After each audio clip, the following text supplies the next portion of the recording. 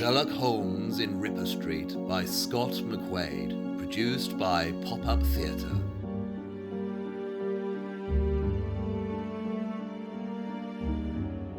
It was the best of crimes. It was the worst of crimes. That is how I describe the Autumn of Terror in London's Whitechapel district in 1888. To paraphrase the late, great Charles Dickens, seemed apt, as the quote symbolised an episodic form of storytelling yet to be told.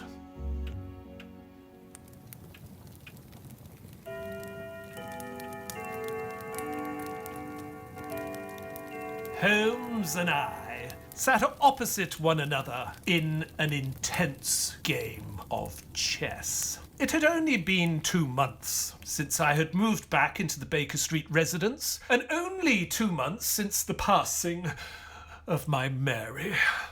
I had not gotten much sleep the night before, as my mind had been restless, plagued with nightmares that seemed so visceral.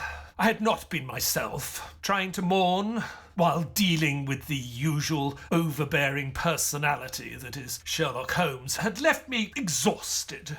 Sherlock had not taken a single case since my return. Perhaps this was his way of showing some kind of support. Surprisingly, he'd not even mentioned the horrific Whitechapel murder that seemed to dominate all the newspapers. 9 days ago, one Mary Ann Nichols, a fallen lady in society, had been brutally murdered in the East End of London. Yet Holmes had not even mentioned the event.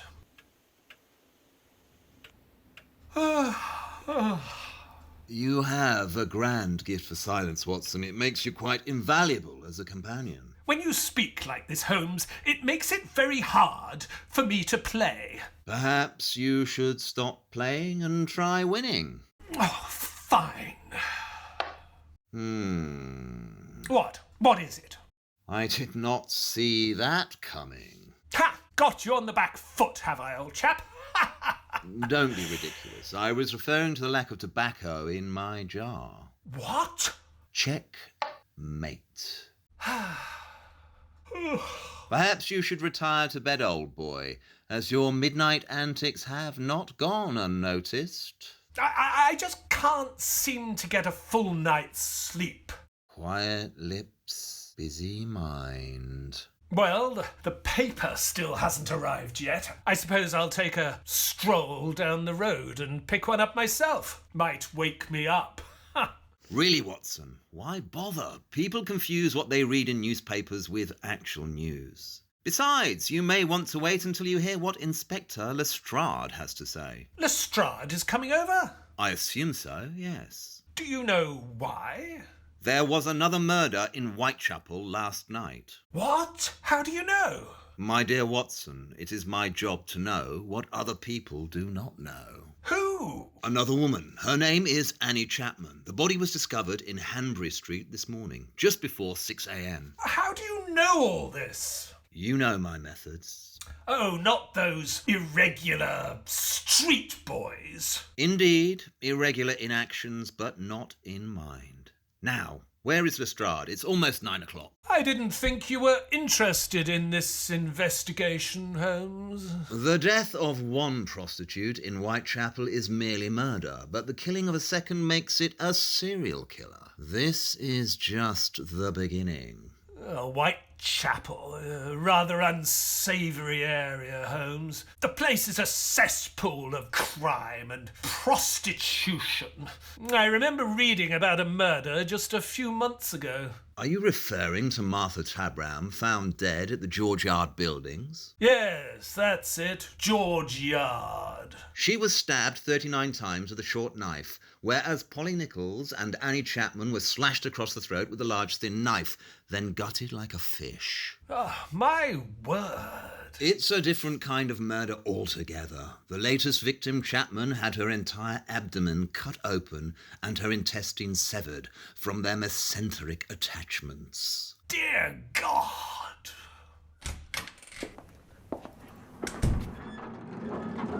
Morning, Dr. Watson. Tea? Yes, please, Mrs. Hudson. Sherlock? I'd prefer something a little stronger, but given my current disposition, I suppose I'll settle for a mere beverage infused with dried plant leaves. A simple yes would do. Yes, yes. Something seems to be going on out there this morning. I've never seen Baker Street so busy. People running up and down, yelling. I suspect we'll find out what all the noise is about when the papers are delivered. I don't know why it's so late this morning. The papers are holding back their print in order to discover more information about this morning's murder. Murder? Yes, another another woman in Whitechapel. Is it, serious? When is murder not serious? But I mean, was the body... Mutilated, yes. Oh my God! Finally, show them up, Mrs. Hudson, as quick as you can. Them? Yes, Watson. Lestrade is not the chief inspector on this investigation. For somebody that reads the news every day, you don't seem to know the news. Right this way, Inspector Lestrade. Here we are. Sherlock, Dr. Watson. Morning, Lestrade.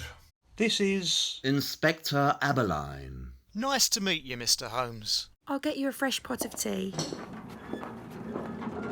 Inspector Aberline is handling the Whitechapel murders. Yes, thank you, Lestrade, for that insight. Now stand over there while the adults speak. As I'm sure you're aware by now, there's been another murder. Annie Chapman. Facts, Inspector Aberline, just the facts. Let's start with the first body, Polly Nichols. That body was discovered on Bucks Row at 3:40 a.m. by a local cartman, a Child's Cross. We have testaments from the people in that area saying that they heard a woman's voice screaming bloody murder, and there was also a bloody handprint found on the wall in the same area. And my theory is that she was killed elsewhere and then the body was dumped there. Really? And what brings you to this conclusion, Inspector? Her throat was cut, yet there was hardly any blood spray around the body. That's because she was strangled to death first, so without blood pressure. There would be no blood spray. Right you are, Watson, which means he slit her throat after. Tell me, Inspector Aberline, where did the incision start on her throat? From the right side of her neck, across to the left. This would imply that the killer is left-handed, following the motion of the blade slash coming from behind the woman. There was an eyewitness that saw Chapman alive just before her death. Lestrade, I'd almost forgot you were here. Yes, there was a Mrs. Elizabeth Long. She said she saw Chapman around 5:15 a.m. talking to a man with a moustache and a long dark coat, wearing a brown deerstalker hat. Deerstalker hat, eh? Holmes, just like yours. Huh. All right, thank you. That will be all, Inspector. Are you talking to me or Inspector Aberline? Both. Now, come, Watson. The game is afoot.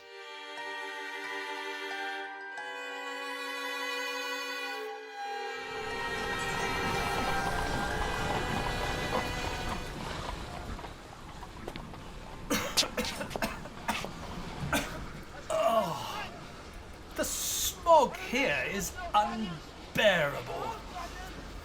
Oh, what's that foul smell? Sewage. Honestly, it's like hell on earth here. Whitechapel is a breeding ground for crime and poor behavioural habits. Hello, Anson. Looking for a good time? My lady, have some self-respect. Ooh, a fancy top fire. Underneath all them garments you're like every other man, which ain't much I can tell ya. Now, see here. I don't have to stand here and take that kind of... What's going on over here, Lizzie? This fella thinks he's the King of England. I was merely saying... Ladies, if I may, my learned friend here is a mere tourist in these parts, so he is somewhat at a loss when confronted with the graces of such colourful women like yourselves. Sweet talker, eh? What do you want? I'm investigating the recent murders here in the area. You come to find a leather apron. I beg your pardon? That's what they're calling him. Leather apron, 'cause he butchers women. Do you know what, Catherine? I think it's that geezer, Pizer. You're only saying that because he wears a leather apron. Did you know the deceased, Annie Chapman? I mean, I knew her, but we weren't like friends. When you're on the game, you know all the women that are working. Indeed. Well, these murders will continue, so I suggest you keep off the streets. How am I going to pay my DOS? Find another way. We've got to work, or we'll die. Either way, you're dead.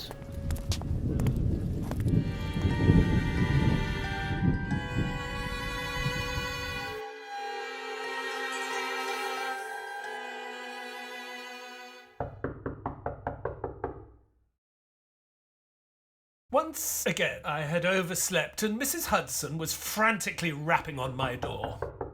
Inspector Lestrade was downstairs, and my fellow companion Sherlock Holmes had left earlier that morning for his weekly self-defence class in Shaftesbury Avenue. It had been 3 weeks since the last murder, and the papers had just started to settle down when my greatest fear had come to light. Leather Apron had struck again, but this time in a double event. After Lestrade briefed me with the details, I immediately took a coach into the heart of the city to find Holmes. He was, as always, in his element, using his wits, but this time in the physical manner.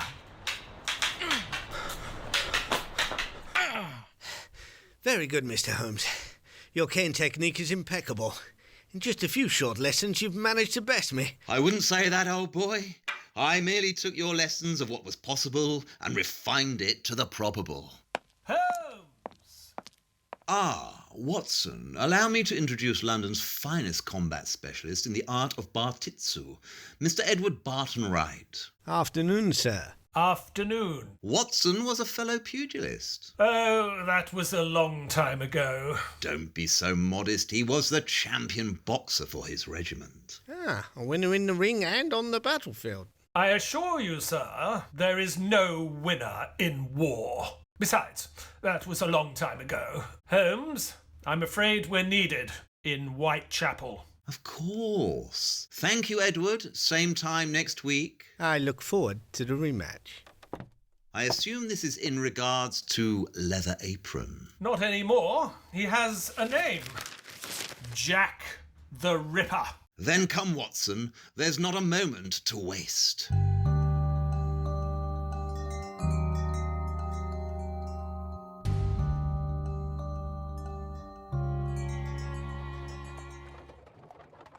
Holmes and I took a coach immediately to Whitechapel. The streets were alive with the thirst of fresh blood upon its cobblestones. 2 more victims! Find bodies in river! The papers say they have a letter from the killer sent with a human kidney. Journalism is just organised gossip. Aberline has a suspect in custody. Polish immigrant. Aaron Kosminski. Oh, what has this Kosminski said? Nothing. They claim he can't speak much English. I think the killer has to be versed in the English language to lure these women. He's a barber by trade. I suppose he could have used a razor to slash their throats. Unlikely. The knife wounds are closer to a surgeon's knife. A surgeon, like a doctor. Precisely. The 2 eyewitness accounts both described the man as a foreigner, a local man, not a doctor. Not my witness. Your witness? Holmes casually sat back into the couch, smoking his pipe. It was at this moment that I knew my old friend was about to reveal something unknown yet to the newspapers or Scotland Yard. What if I told you that on the night of the first Ripper victim, he tried to kill another woman before? Before Polly Nichols? Yes. On August the 31st, when Polly was killed, I deduced the Ripper attacked another woman that night. He cut her deeply on the arm, causing her to cry out for help. Bloody murder. Inspector Aberline said an eyewitness heard somebody screaming bloody murder, but they assumed it was Polly. Exactly. What if the cries came from somebody else? An unidentified victim. She's cut on the arm, she screams, and then pulls herself up from the ground with her bloody hand. The bloody handprint on the wall. Yes. She then manages to reach the London hospital, which is 100 yards away. You spoke to her? Unfortunately, no. My deductions are made from the hospital records. A few days ago, the newspaper reported on an unnamed survivor of a Ripper attack. So I naturally went to the hospital, and the only woman with knife wounds that had been admitted was one Margaret Millis. Her wounds were said to have been made by a long, thin knife. She came in on the night Polly was killed and stayed a few days. Her whereabouts now are unknown. Remarkable. It's elementary, my dear Watson. A crowd had gathered on the streets around the latest victim, with all residents wanting a glimpse, but immediately regretting it upon seeing the dead body. What a scene! There's Aberline. Mr. Holmes, come this way. Fred Best from The Star. Detective Holmes, what's your take on Jack the Ripper being Polish? Murder is common, logic rare. Come on, give something. A quote, anything. I'm just like the people here trying to make a living. My good man, you are a penny a liner. That's a steady job. With that accent, you are not from this borough of London at a guess. I'd say perhaps Lambeth. You are not from the East End, you are not one of them. So don't pretend you understand what it's like here. Out of the way, Best. Go sell your paper somewhere else. Just over here. Come on, let us through. There she is. Elizabeth Stride. Watson, care to take a look? Yes, of course. Well, there's a great deal of disfigurement to her face. The tip of her nose and part of one ear have been cut off. Oh. The incision in the neck is very deep. If he'd kept going, the head would be completely decapitated. Perhaps that was his intention, but he was disturbed, caught in the act, which is why it's a double event. Take us to the second body, Inspector Aberline. Of course. I'll get us a coach. You mean it's not within walking distance? No, the second murder's not in Whitechapel. What? He crossed over the boundary to the city. It's in Mitre Square. What had made the killer break his routine and kill beyond the boundaries of Whitechapel? That was the question on Sherlock Holmes's mind.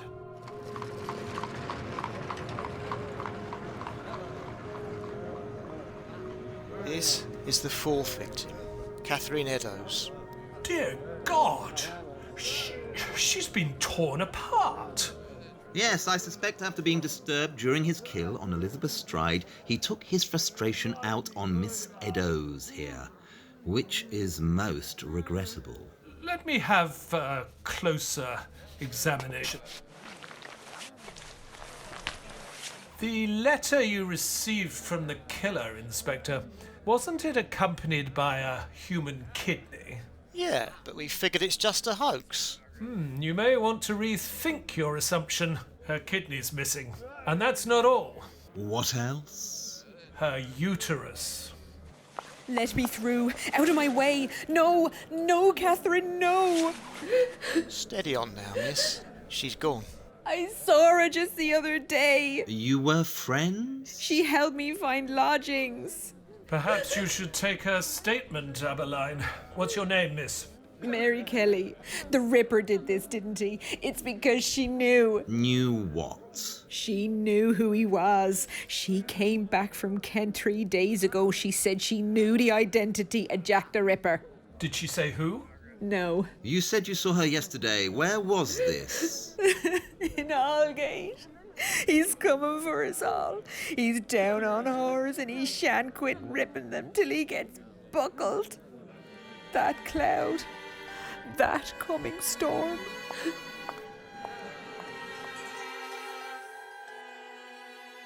It had been a long day, and Sherlock had spent most of it studying the Jack the Ripper letter, aptly addressed From Hell.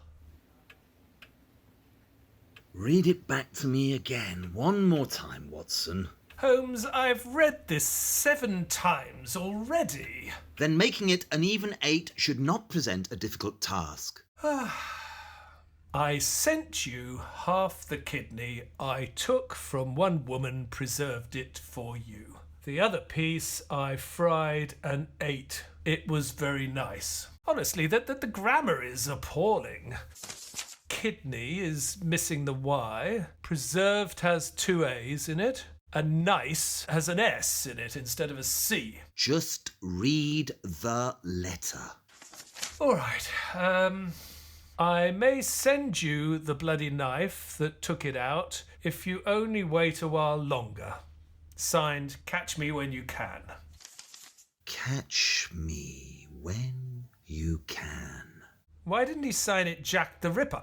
Because Jack the Ripper is nothing more than the result of an overactive imagination. I don't quite follow. Jack the Ripper is an invention, a catchy name to which to sell more newspapers. I'm sure you can attribute this name to Mr. Best's work. Oh. Wait, how did he spell the word knife? Excuse me?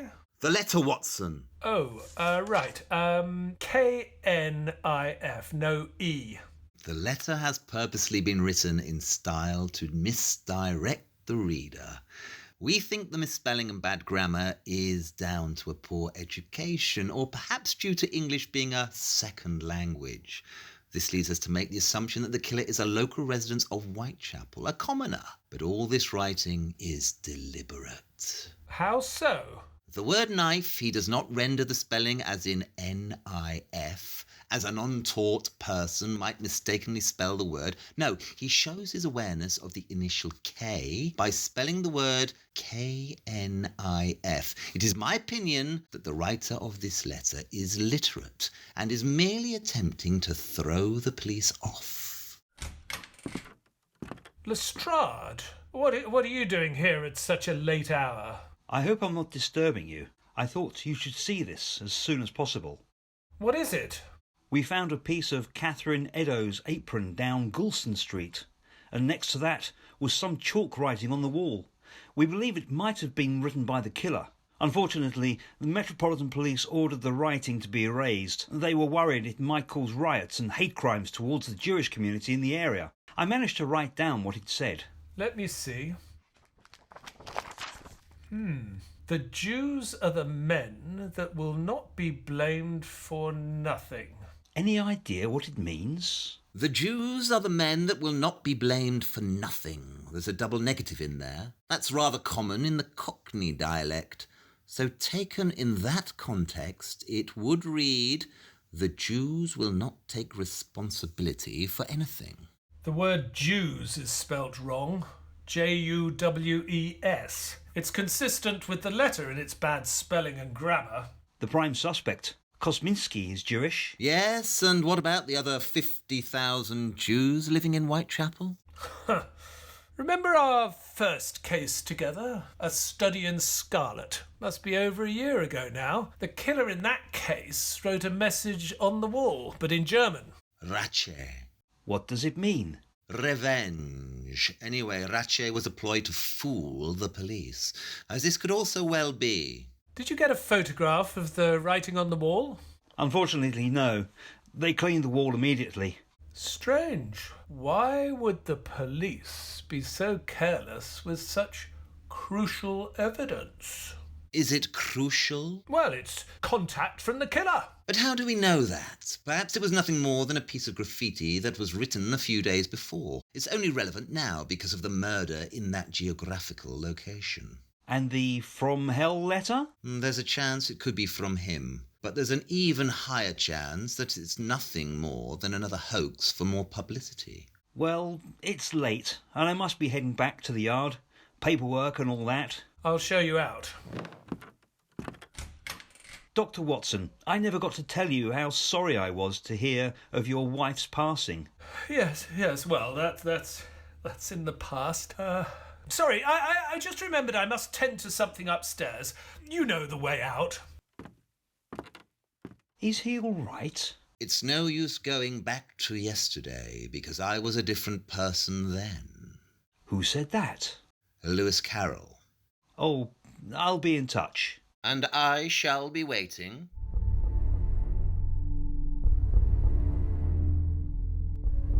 It was the best of crimes It was the worst of crimes. November the 9th, 1888 will be a day forever remembered, the darkest of all days.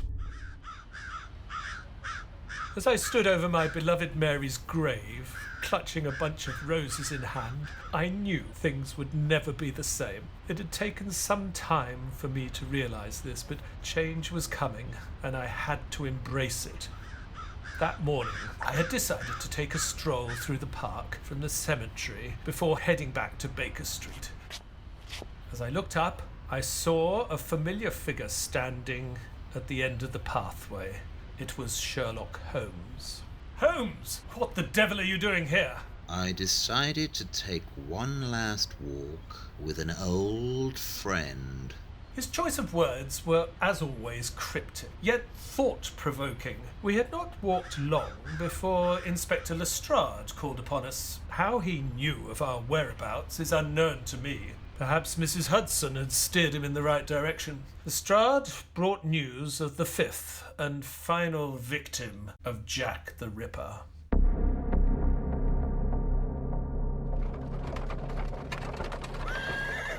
As the stagecoach pulled into Whitechapel's Miller's Court, a crowd blocked our pathway to the lodging house of one Mary Jane Kelly. As Inspector Aberline walked us towards the door of the crime scene, I noticed two policemen throwing up in the street.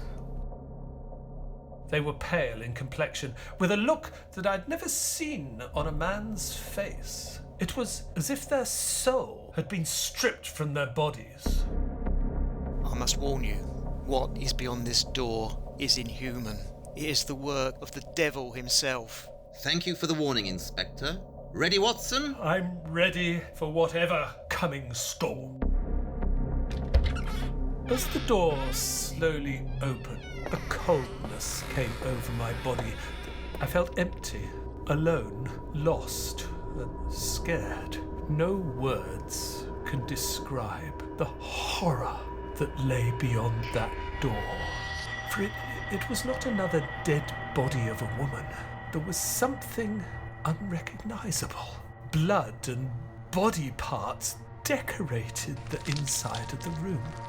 I dare not speak any more than this. Inspector Aberline. What's this? A list of suspects. There were but a handful of men on Sherlock Holmes's list, but the suspects seemed endless. Inspector Aberline had allowed Sherlock to interrogate each suspect at Scotland Yard, but he seemed no closer to finding his killer. The problem is we are building cases around these suspects with no factual evidence, so anyone could potentially be a suspect. There's Willie Clarkson, Ostrog, Cutbush, Druitt, Chapman, even the mortuary assistant Robert Mann. However, these are the most viable suspects. 5 men. 5 men for our ill-fated, carnival 5 women. Let's start with the first, Charles Cross, real name Charles Lechmere. He lied about his name and his resident address. He discovered Mary Polly Nichols. In his statement, he said that he saw a figure of a woman lying on the floor on the opposite side of the street. So, the second witness, a Robert Paul, arrived at the scene a few minutes later, and he claims he saw Charles Cross standing over the body. All the Ripper's murders took place within Charlie's walk to work. he walks that route every night. Surely somebody would have noticed if he had blood-stained clothes. I mean, after all, these women were cut to pieces. If it's bloodstains you're looking for, then we have to consider our Jewish butcher, Jacob Levy. He knows the area well, having lived there all his life. He's handy with a knife and has the perfect cover story to be walking around at night covered in blood. He has to prepare all the daily meat for the morning market. Who is ever going to question the blood on his apron? Where's his butcher's shop situated? Aldgate. That's where Catherine Eddowes spent most of her time. Indeed. Now, I managed to find some record on Levy, and it appears that he was admitted to a lunatic asylum 2 years prior to the start of the murders. Now, add the fact that his mother died in June, 2 months before the killings began. Perhaps that was his breaking point. But then you have to consider the anatomical knowledge. Gutting a pig is not unlike gutting a human. But if you're looking for someone that knows their way around the human anatomy, then look no further than Dr. T. Tumble T, the American. Yes, Dr. Francis Tumblety. He posed as a doctor doing more harm than good. He was connected to the death of one of his patients in Boston, and we know he had collected medical specimens including the uteri. He also displays a great disdain towards women.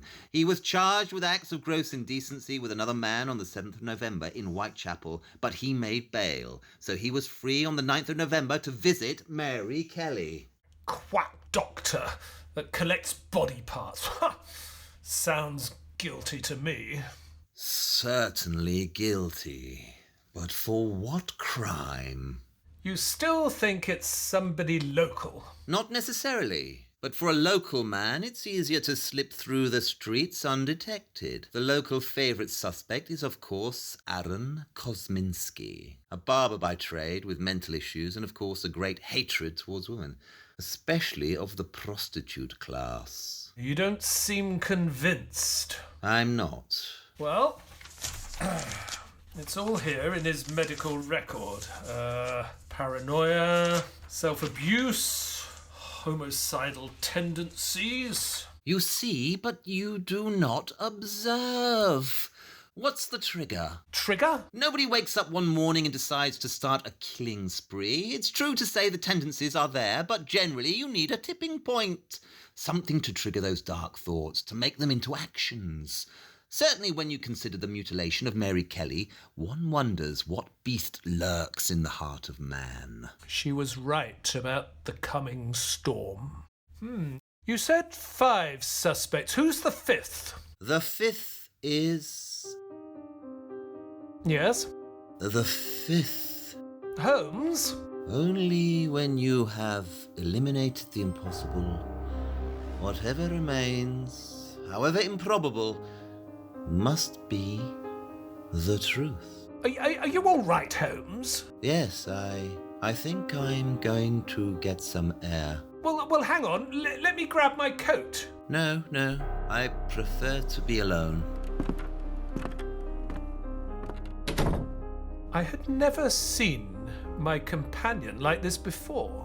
Holmes had always marched to the beat of his own drum, and his behaviour, although eccentric and erratic at times, his mind was always clear with his emotions. But this evening he looked distant, unsure of himself almost, afraid.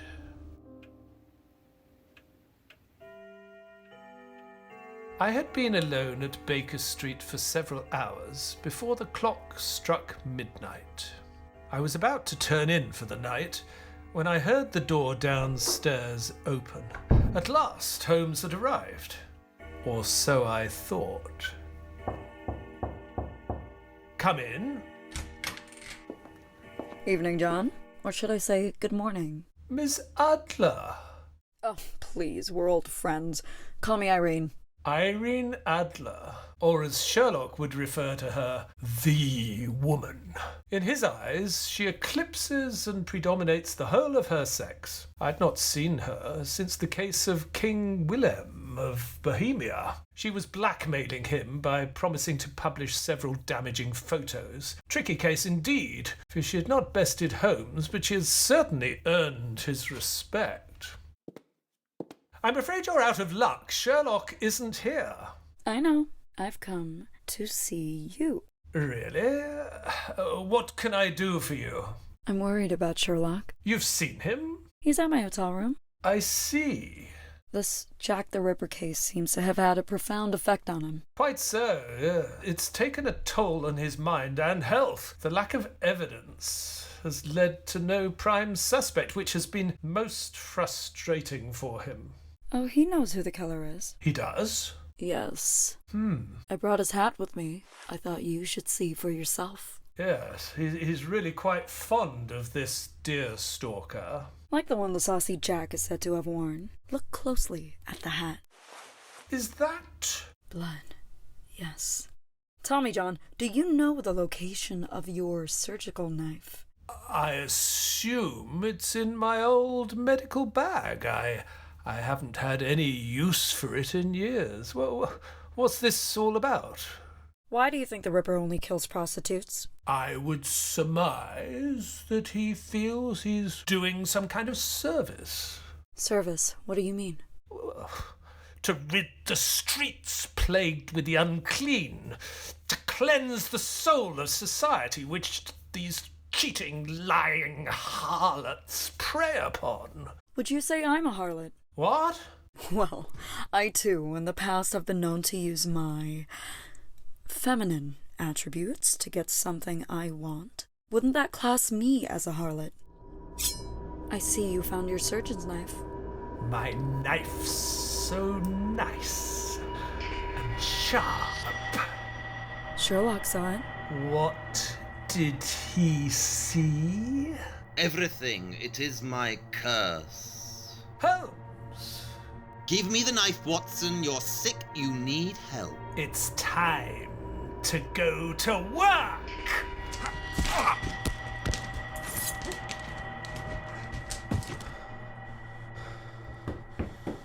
What's going on here? Right on cue, Lestrade. I got your message. Good. Have your men escort Dr. Watson out and take him directly to Colney Hatch Asylum. I have briefed the doctors there. They are awaiting his arrival. If you say so, Holmes. Men?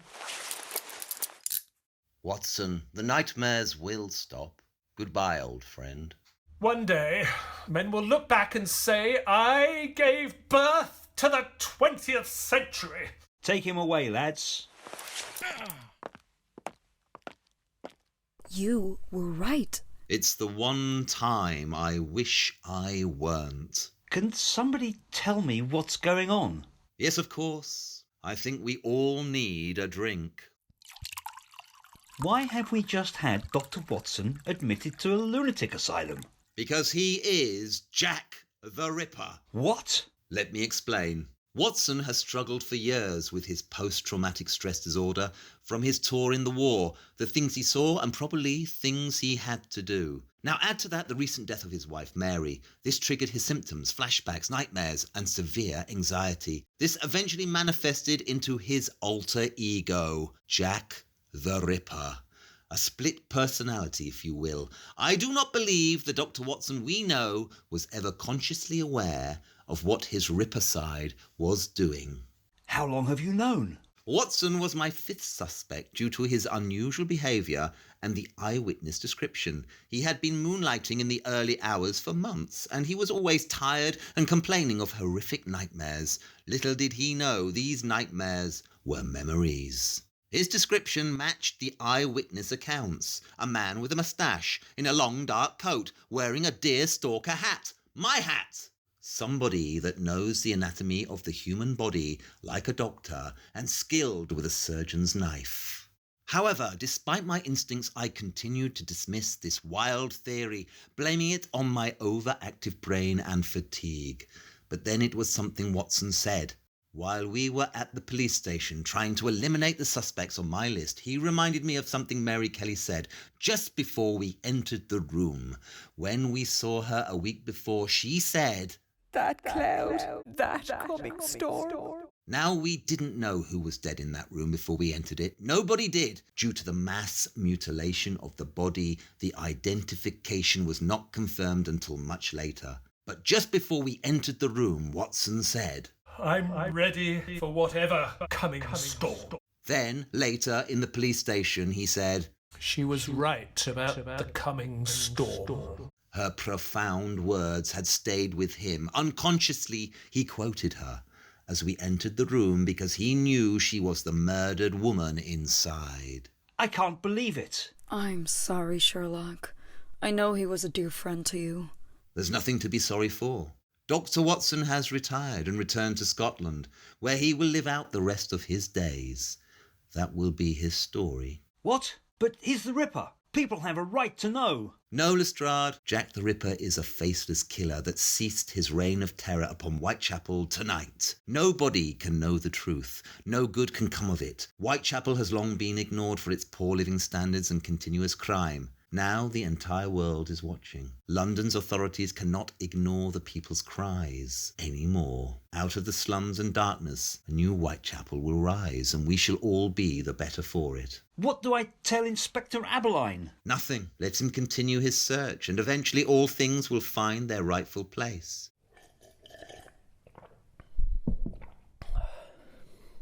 Now, if you'll excuse me, I have a train to catch. And that was the last time anybody saw Sherlock Holmes. There were stories of him settling in Paris, and a newspaper reported a sighting of him in Romania, but he never resurfaced, and the Jack the Ripper case remains open and unsolved. As Sherlock once said, there is no greater agony than an untold story.